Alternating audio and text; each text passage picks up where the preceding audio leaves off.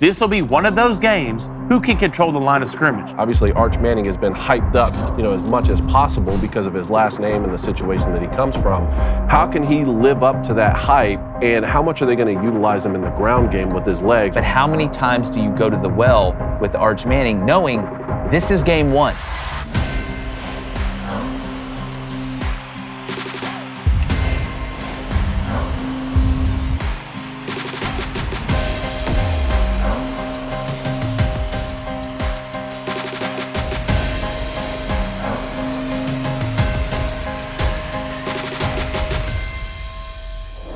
As we continue our previews of some mega matchups in week one, talked about LSU, Clemson, we got some others we're going to get after, but one many people consider to be the best matchup is actually a rematch of the college football national semifinal last year in the playoffs between Texas and Ohio State, which is going to kick off at noon Eastern. Boo! Boo! I'm going to get to it in a second. We're going to get to the breakdown and all that. We're going to dive deep, give you an early look at this game because there's a bunch going on. There's a lot of storylines and headlines, not just at quarterback.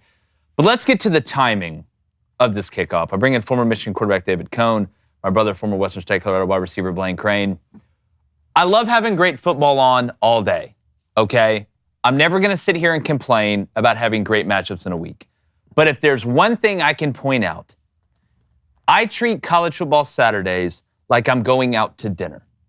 The appetizer should not be the best part of the meal. And you can make the argument that the 2:30 games are really the appetizer and the primetime ones later are the entree, which makes noon what? The bread service? The rolls when they bring them to the table? Now I'm going to watch, right? I'm going to enjoy it, this, that, or the other. But David, like the stadiums have lights now. Like, we don't have the problem that Michigan had where, well, we just don't have lights. We got to play. It's 2025. Why do we do this? And I think a majority of people, and in the comments, I want to know if you agree or disagree. I think the majority of people don't like the biggest games being at noon. And we don't know, somebody will get blown out that we think is going to be a good game, a game that we thought wouldn't be good, ends up being good. But why would you put Texas and Ohio State on at noon Eastern, which is 11 Central? Man, first off, I love the smell of college football in May.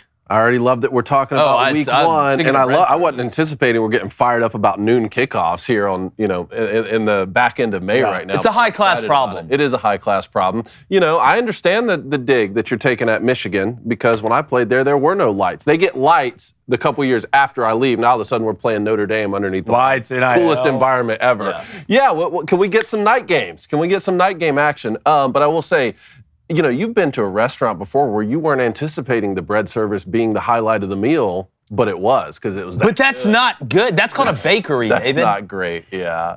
But sometimes big Hawaiian rolls. Bread just hits like that. Sometimes the noon game just hits, man.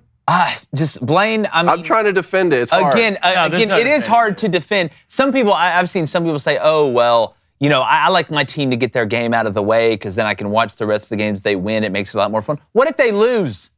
Now my afternoon's ruined?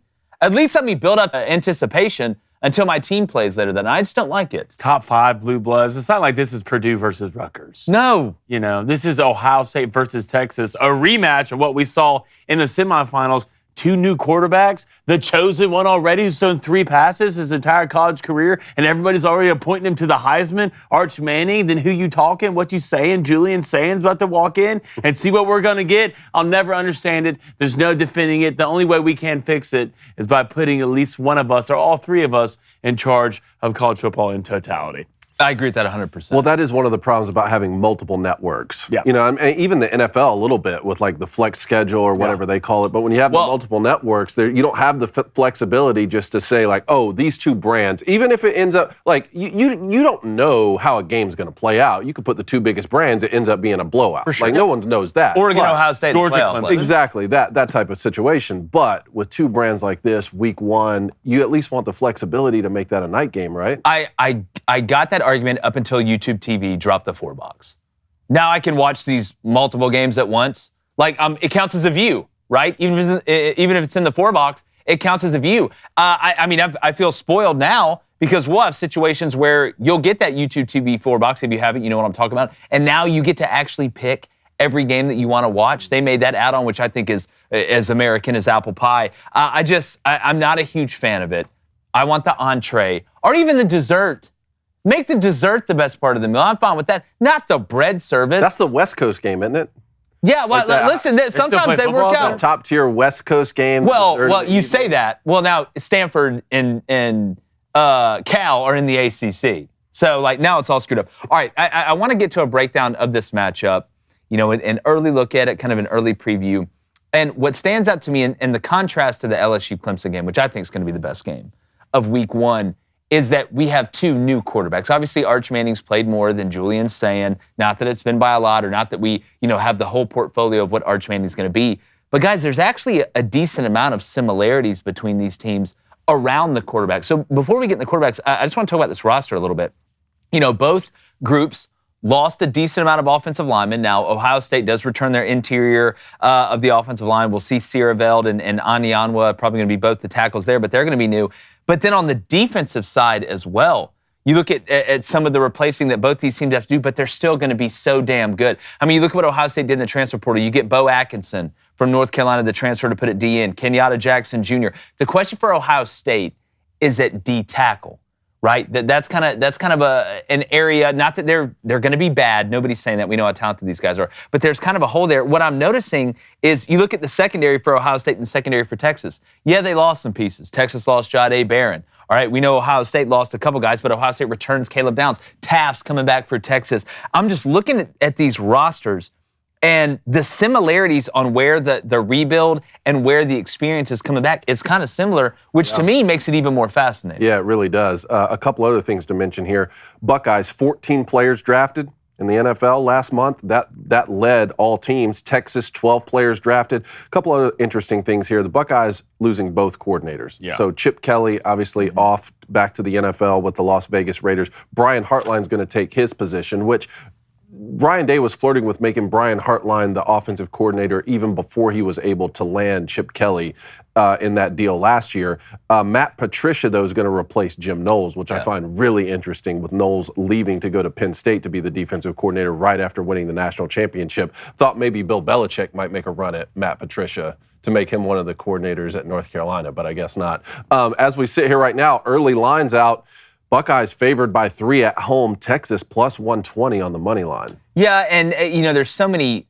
There still is. While we have some returners, we have Caleb Downs. I mean, you look at Anthony Hill Jr., some of the pieces that Texas has coming back. I mean, you look at Ohio State in the tight end room with the Purdue transfer, Max Clare, who's going to be a hell of a player. They're actually pretty deep in the tight end room. I know there's some unproven guys, but we know they're really talented. I feel like this is. It's going to stay within 3. It may go down to 2.5. Hell, it may go to 1.5. I don't think it's going to go above 3. But obviously, with Matt Patricia coming in, going to be a schematical change. I've heard them talk about maybe with some of the fluctuation that they've had in the secondary, playing with kind of a 3 safety look, which, schematically, there's some different things that you can do if you're going to get into more cover 3 and stuff like that. But to me, the nickel or the star, as some people called it, that was a downhill safety that I played, right, in the true 4-2-5 look. I'm interested to see how they move some of these pieces. I mean, again, on Ohio State side, Igbinosun, we know what he can do. Jermaine Matthews Jr., interested to see him there. Caleb Downs is going to be your best player on defense. I don't think that's a crazy thing to say. And then you got a mix of Hartford, and I think McLean's going to play a little bit. But how big of a schematical change is it for Ohio State? But at the end of the day, when you have the personnel that they do and the talent that they do, I mean, you look at Sonny Styles coming back at will. I'm interested to see Arvell Reese at Mike. We know how talented they are. How much is Matt Patricia going to differentiate from what they had last year that worked a lot with some of these same pieces? That's what I'm waiting to see. Yeah, well, I'm really interested to see how Brian Hartline and this offense is going to work. One, you have this riches everywhere, especially at receiver. We can go through the list. I mean, they're going to be just as good, if not better, than last year. But I want to see how the play calling goes, one, with a new quarterback, and two, if it's not going great, right? If it's not going great early, what's your changeup? What's your off-speed pitch? How do you adjust to a new quarterback to get his confidence up? Do you rely more on the running game? It's just going to be interesting because Chip Kelly's bag was extremely deep when it comes to putting his players in the right positions to be successful. So I'm interested to see how Brian Hartline is going to go about making his calls on certain plays in certain moments, because I promise you, as much as Texas might have lost on defense, they probably have one, if not the best front seven in college football. And I love that you're pointing that out, and I don't think it will matter for 90% of the Buckeye season. Right? Throughout their schedule, Brian Hartline's going to call plays and Jeremiah Smith's going to catch touchdowns, just throw it up to him, Julian saying, and you're going to make spectacular plays, because there's a baseline floor for the Buckeyes year in and year out. There just really is. That's how talented they are. But for that other 10%, when you're trying to beat opponents like this, or on the back end of your schedule or the college football playoff, that's where Chip Kelly is one of the best play callers that we've seen. There's a reason you go make a play to get a guy like that to be your play caller a year ago. The Arch Manning factor of this. Obviously, the question, another thing that I find interesting is the Buckeyes coming off of a national championship. I hate to even use the word complacent, but all of those guys who we just mentioned went to the NFL, those 14 guys who got drafted, they came back for a reason, to win the national championship. We saw the same thing with the champion the year before that. Michigan, all those guys, all those seniors come back for a reason. Kind of feels like Texas is more in that spot now, trying to, after the college football playoff last year, losing to these guys, bringing these guys back, but you do have a new quarterback. Obviously, Arch Manning has been hyped up as much as possible because of his last name and the situation that he comes from. How can he live up to that hype, and how much are they going to utilize him in the ground game with his legs when you get someone like Caleb Downs who's going to come downhill and be able to affect the game the way he does? So you're getting into what I think is the most interesting part of this matchup, the most chessy part of the chess matchup, which is if you're Ohio State, you've got a brand new quarterback. Julian's saying we got a pretty good feeling it's going to be the guy, right? Not a lot of experience at all, young, hasn't gone through the ups and downs, and you have a new offensive coordinator. So when you have guys like Jeremiah Smith and Carnell Tate and bringing in Max Clare from Purdue, who we know is really talented, how many of the easy fastballs are you going to try and give Julian Sayin early, and how much do you protect him with the run game and easy throws? Because I don't think Texas is going to go out there and line up in man coverage against Jeremiah Smith and give Julian Sayin an easy out to say, well, my decision's already made. You're in man coverage. I know who I'm going to. If Texas does play off a little bit, if Pete Kwiatkowski wants to say, you know what, we're going to make these guys earn it, right? How patient can Brian Hartline, and how patient will he be with saying, listen, we'll take the underneath. Let's throw the bubbles to Jeremiah Smith.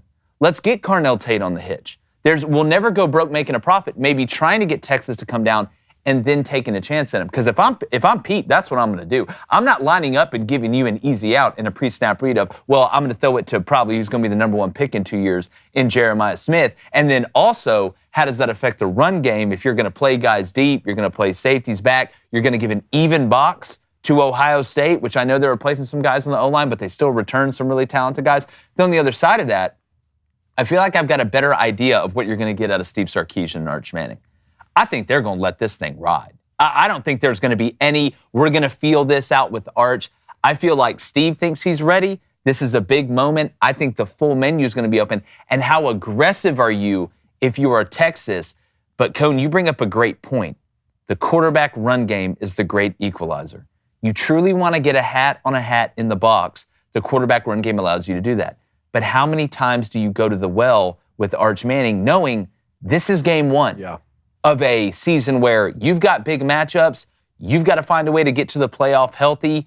Like, do you put a governor on his run game? Because if the true run game isn't working, if your gap scheme stuff isn't working, you're going to have to find a way to create yards on the ground or spit it out there quick. And if I'm Ohio State, I know Texas is talented at wide receiver, but I feel a whole hell of a lot better about playing up with the guys I have as opposed to what I think you're going to see on the other side. Good Rancher's commitment to American sourcing doesn't just protect you from unknown imports, but it also guards you against unpredictable prices at the grocery store as tariffs go into effect. So why not go ahead and get $40 off with our code BOOSTER and free meat for life? That's right, at goodranchers.com. Did you know that over 85% of grass-fed beef sold in U.S. stores is imported? You probably didn't, but now you do. Well, Good Ranchers, they're tariff-proof. Imported meat costs more, but not our 100% American cuts. And our 100% American supply chain protects you from unstable prices and gives you confidence in the meat you buy and the price you pay. 100% American sourced, every cut of beef, chicken, pork is born, raised, and harvested right here in the United States. So you can support American ranchers while knowing exactly where your meat comes from. Then it's delivered right to your door for the ultimate convenience. No antibiotics, no added hormones, no seed oils, just one simple ingredient you can read, and that's meat. Whereas imported meat can be unpredictable because they have different safety and quality standards. We don't like that. So get $40 off with our code BOOSTER and free meat for life at GoodRanchers.com. Good Ranchers, American meat delivered. What was the biggest loss for both these teams, right? That's what I look at. I mean, you have your quarterback, your stars. You can say that with Quinn Ewers, but I think Texas losing 4 guys up front on the offensive line is extremely big. It is. Texas, if you watched Texas play last year, what did they want to do to you first? They wanted to run the ball at you. That's how they got things set up. And what Ohio State lose the most? Their front 7, right? Big key name guys. So my interest is, I know they got some guys out of the portal, who's going to control the line of scrimmage first? Because that opens up everything for you. Especially for a young quarterback. Especially with what? Young quarterbacks. And that will help being Arch Manning be a runner if there's going to be actual. I'm not talking about a play breaking down and him squirting off to go get 7, but quarterback design runs. And you can beat a defense like that. So my biggest thing, obviously from a wide receiver skill position, I like Ohio State. They're better. From a play con standpoint, I'm going with Sark, obviously, because he's one of the best. And Brian Hartline's kind of new at this against teams that we're going to play with the almost even, I would say, athleticism on both sides of the ball. This will be one of those games when you get to a certain point on a high level on both teams, who can control the line of scrimmage? Because both lost a lot. Texas up front on the offensive line, Ohio State a lot in that front 7. So who wins that battle is only going to help the guy under center. Well, David, I want to go to the when I would run Arch Manning the most, and then I want to get to the offensive line point you made about Texas, because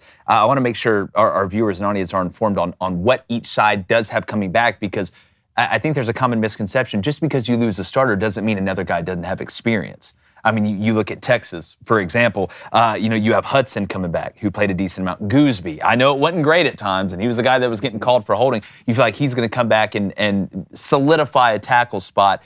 You're not probably going to be what Kelvin Banks Jr. was, right? I know they lost 2 to the draft, but there are some guys with some experience. Ohio State, as far as the edge, you like what they did in the portal with what they have returning. It's the defensive tackle. But to run Arch Manning, is it just a short yardage thing to you?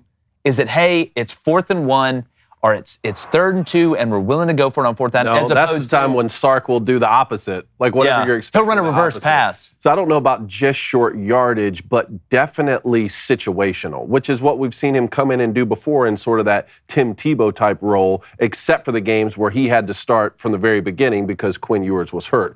I'm really interested to see which one of these quarterbacks can keep the offenses on schedule the most. Yeah. I mean, with Arch Manning, Steve Sarkisian is going to be able to scheme him and scheme certain guys open on plays, right? Just because he's that good of a play caller. But it's tough to do that for an entire game against a team of this caliber, like the Buckeyes, with the guys they're bringing back and with Caleb Downs, who might be the best defensive player in the country returning.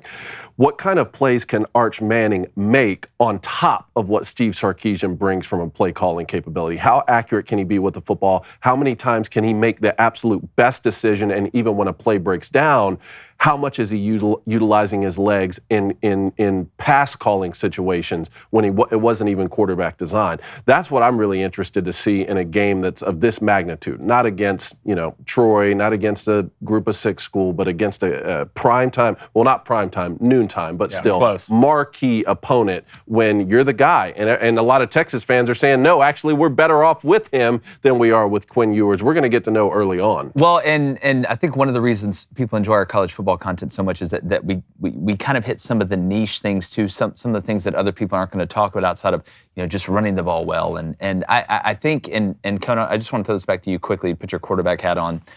Steve Sarkisian does a ton of pre-snap motion. That's a big part of what Texas does to try and get you unbalanced, to be able to diagnose what coverage you're in as a guy running with a guy. And I know Arch Manning has played some, right? And against lesser competition. I know the offense was a little bit different, wasn't as much with Quinn.